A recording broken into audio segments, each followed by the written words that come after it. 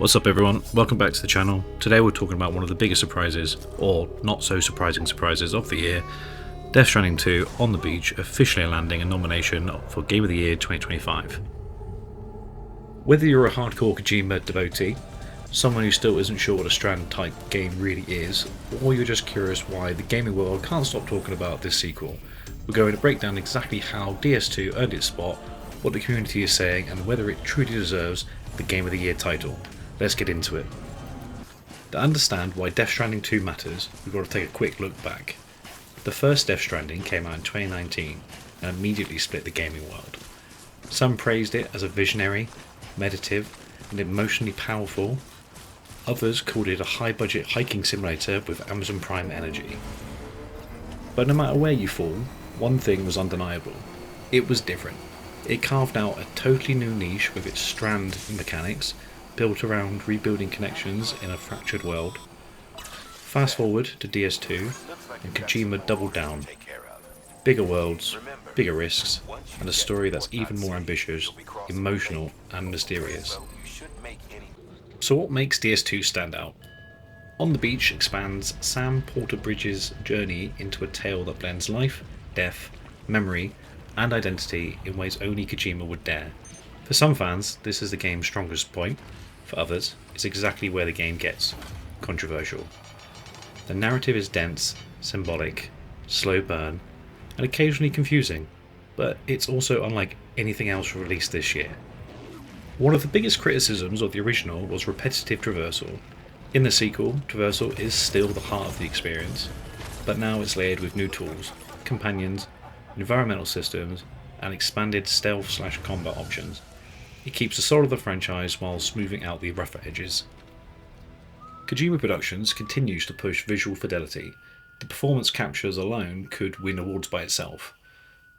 All of the actors all deliver incredibly nuanced performances. It's visually stunning, sometimes haunting, and always cinematic. From a community perspective, supporters argue that Death Stranding 2 is exactly what the industry needs. Big, bold, experimental ideas. They celebrate its emotional themes, the improved gameplay pacing, the music and atmosphere, and the sheer ambition of the narrative world. Many players say it's the first game in years that feels truly next-gen. On the flip side, some players feel the game still isn't for everyone. If you don't like the first game, DS2 probably won't convert you.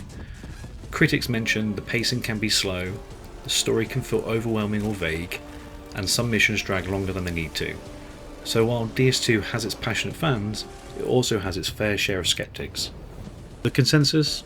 DS2 is polarising, but in a way that gets people talking.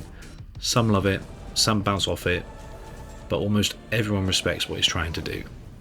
So, why did it earn a Game of the Year nomination? Here are the major reasons. Kojima Productions continues to push boundaries in narrative design, world building, and emotional gameplay loops. The cinematic quality is unmatched. Whether you like the story or not, the direction and performances are top tier. There's improved gameplay, traversal, companions, and expanded mechanics make the game more accessible and more engaging than the original. Death Stranding 2 has a point of view. It's artistic, strange, personal, and unapologetic. Traits that Game of the Year committees often reward. Like the first game, DS2 sparked memes, debates, think pieces, and deep dive lore discussions across the internet. Whether people love it or hate it, they're engaging with it, and that's what matters. So, does Death Stranding 2 on the beach actually deserve to win? That depends on what you think Game of the Year should represent.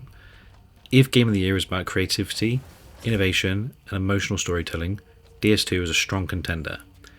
If Game of the Year is about tight gameplay, pacing, and mass appeal, other nominees might have an edge. The beauty of DS2 is that it's not trying to be the most popular game, it's trying to be the most unique game, and for a lot of people, that's enough. So there you have it, a breakdown of why Death Stranding 2 earned its 2025 Game of the Year nomination. What do you think? Does DS2 deserve to take home the trophy, or is another game more deserving this year? Drop your thoughts in the comments, hit that like button if you enjoyed the deep dive, and subscribe for more gaming breakdowns just like this. Thanks for watching, and keep on keeping on.